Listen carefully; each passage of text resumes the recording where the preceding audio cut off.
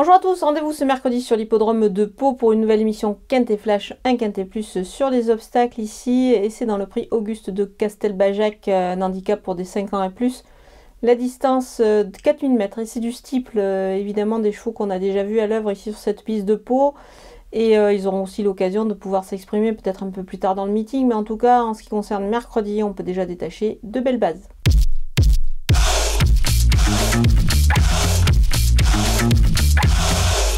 Les bases avec le 3 Galox, un cheval qui a été longtemps absent et qui vient d'effectuer sa rentrée, une rentrée qui était nécessaire. C'est un cheval qui n'avait pas couru depuis le dernier meeting palois, où d'ailleurs il avait réalisé de belles perfs, puisqu'il s'était imposé notamment dans cette épreuve. Il était alors pris en 58 de valeur. Là en 56, ça se présente plutôt pas mal pour lui. Moi je pense qu'avec pas mal de fraîcheur, ça devrait bien se passer, j'y crois beaucoup. Le numéro 12, UPK de T, vient de démontrer qu'il pouvait rivaliser dans cette catégorie-là. Il est proche de sa course pour moi. Il est capable de bien courir une nouvelle fois sur un parcours qu'il apprécie particulièrement. Le numéro 5, Écoute en tête, c'est un bon cheval. Il revient dans l'handicap avec des ambitions légitimes. Il vient de gagner d'ailleurs sur ce parcours. Donc avant le coup, ça s'annonce plutôt pas mal. Les opposants avec le numéro 4, Dr Caléo. Il vient de bien courir sur cette piste. Il peut confirmer dans cette épreuve, surtout qu'il a beaucoup d'expérience. Donc attention à lui. Le numéro 1, Miralago, il reprend la compétition ici, mais il connaît bien cette piste paloise. Il devrait pouvoir s'exprimer pleinement. Il a déjà gagné sur ce parcours. Pour moi, il a sa chance, même si je pense qu'il est capable de bien faire également à la fin du mois dans un autre handicap du même acabit.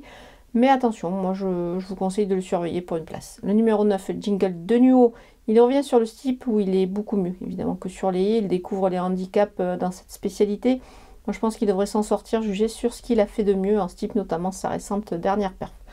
Le numéro 6, Guéluron, alors il a pris 2,5 kg sur sa récente victoire. Évidemment, sa marge se réduit un tout petit peu. Elle s'amoindrit, mais attention, il est capable d'accrocher une belle place ici.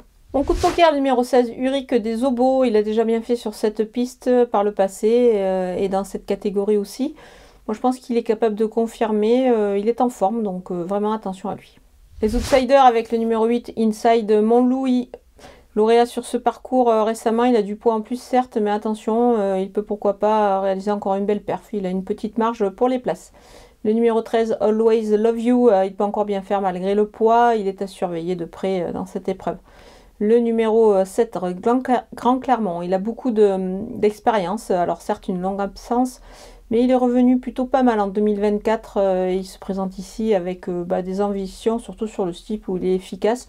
Donc on va s'en méfier dans une combinaison élargie. Le numéro 2, Calligramme, c'est une petite rentrée. Il a prouvé qu'il a déjà bien couru sur sa fraîcheur. Attention à lui, pourquoi pas, même si certes il porte beaucoup de poids ici. Le numéro 15, Galop du Large, il a chuté pour son seul essai sur ce parcours justement. Voilà, donc il arrive du meeting de Cagnes. Moi je pense qu'il doit un petit peu rassurer, mais on ne va pas totalement l'écarter. Le numéro 14, Joue contre Joue dans cette catégorie sous ce poids. On le verra plus quand même en fin de jeu, en cas de petite surprise. On termine avec les délaissés. Numéro 10, Kraken, il vient de débuter en steep, c'était pas mal, mais attention là, il découvre les handicaps et cette piste, donc moi je préfère le regarder courir ici. Le numéro 11, l'Arabiato, c'est une petite rentrée, il peut peut-être manquer d'un parcours dans cette épreuve, donc on va attendre évidemment certainement le prochain coup. Voilà, on a passé en revue tous les partants de ce Quintet Plus palois. Je vous laisse avec ma sélection et mes conseils de jeu.